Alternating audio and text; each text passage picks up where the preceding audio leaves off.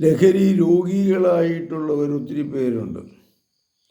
അവർ ഒരു ലഹരി കഴിഞ്ഞാൽ വേറൊരു ലഹരിയിലേക്ക്, കള്ളിൽ തുടങ്ങി ബ്രാൻഡിയിൽ തുടർന്ന് കഞ്ചാവിൽ, പിന്നെ വീണ്ടും തുടർന്ന് LSD, ബ്രൗൺ ഷുഗർ, രാസലഹരി, ഇങ്ങനെ ലഹരിയിലേക്കുള്ള ആസക്തി ഇവനെ അലട്ടിക്കൊണ്ടിരിക്കും. ഇതൊരു പൈശാചിക ബന്ധനമാണ്. ഈ രോഗത്തിൽ നിന്ന് മോചനം കിട്ടണം. എല്ലാ ഉത്തേജക വസ്തുക്കളും ഉപേക്ഷിക്കണം. ഇങ്ങേറ്റം കട്ടൻ കാപ്പി, കട്ടൻ ചായ പോലും ഉപേക്ഷിക്കണമെന്ന് ഞാൻ പറയും ഇങ്ങനെയുള്ളവർ. കാരണം അവർ ലഹരി രോഗികളാണ്. ലഹരിയോട് മൊത്തത്തിൽ ഏത് തരത്തിലുള്ള ലഹരിയാണെങ്കിലും അവർക്കത് അതിലേക്ക് ഭയങ്കര ചാച്ചിലായിരിക്കും. ഇങ്ങനെയുള്ള മക്കളെ കർത്താവേ അങ്ങയുടെ സന്നിധിയിൽ സമർപ്പിക്കുന്നു. ഇവരുടെ ഈ ബലഹീനതകളിൽ നിന്ന് മോചനം നേടാൻ ജീവിതത്തിൽ ഞാൻ പറയും ഇതിനൊരു ജീവിത പരിശീലനം വേണം. ഒരു ലഹരി വസ്തുക്കൾ ഉപയോഗിക്കുകയില്ല. ഞാൻ കട്ടൻ കാപ്പിയും കട്ടൻ ചായ പോലും ഉപയോഗിക്കുകയില്ല. ഞാൻ പാലും വെള്ളമായിരിക്കും കുടിക്കണത്, അല്ലെങ്കിൽ പഴവർഗ്ഗങ്ങളായിരിക്കും കഴിക്കുന്നത്,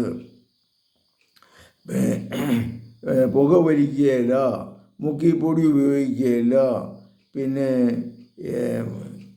പാൻപരാഗ്, ഹാൻഡ്സ് ഇങ്ങനെയുള്ള വസ്തുക്കൾ ഞാൻ തൊടുകയില്ല. ഇതിനെതിരായി പ്രവർത്തിക്കും. അത് വളരെ പ്രധാനപ്പെട്ടതല്ലേ. ഇങ്ങനെയൊരു തരത്തിലേക്ക് വന്ന് യേശുവിൽ നിറയണം. പൗലോസ് എഫേസ്യർക്ക് എഴുതിയ മാതിരി നിങ്ങൾ മദ്യം കുടിച്ച് ഉന്മത്തരാകരുത്, മറിച്ച് ആത്മാവിനാൽ പൂരിതരാകുവാൻ പരിശുദ്ധാത്മാവ് കൊണ്ട് നിറയണം. കർത്താവേ ഞങ്ങളെ അനുഗ്രഹിക്കണമേ, സുഖപ്പെടുത്തണമേ. ഈ ലഹരി രോഗികളെ സുഖപ്പെടുത്തണമേ. ഇവരുടെ ബന്ധനത്തിൽ നിന്ന് മോചനം നൽകണമേ. ഈ പൈശാചിക ബന്ധനം നിങ്ങളിൽ നിന്ന് അകന്നു പോകട്ടെ. ഇനി ഒരു വസ്തുവും നിങ്ങൾ ഉപയോഗിക്കാതിരിക്കുവാനുള്ള കൃപാവരം കർത്താവ് നിങ്ങൾക്ക് നൽകട്ടെ. പരിശുദ്ധ പരമദിവ്യകാരുണ്യത്തിന് എന്നേരവും ആരാധനയും സ്തുതിയും പുകഴ്ചയും ഉണ്ടായിരിക്കട്ടെ. ഇങ്ങനെയുള്ളവരെ ഫോൺ കൗൺസിലിങ്ങിലൂടെയും ജീവിത പരിശീലനത്തിലൂടെയും സഹായിക്കാം. താല്പര്യമുള്ളവർ ഫോൺ നമ്പറിൽ വിളിക്കുക 9447465414.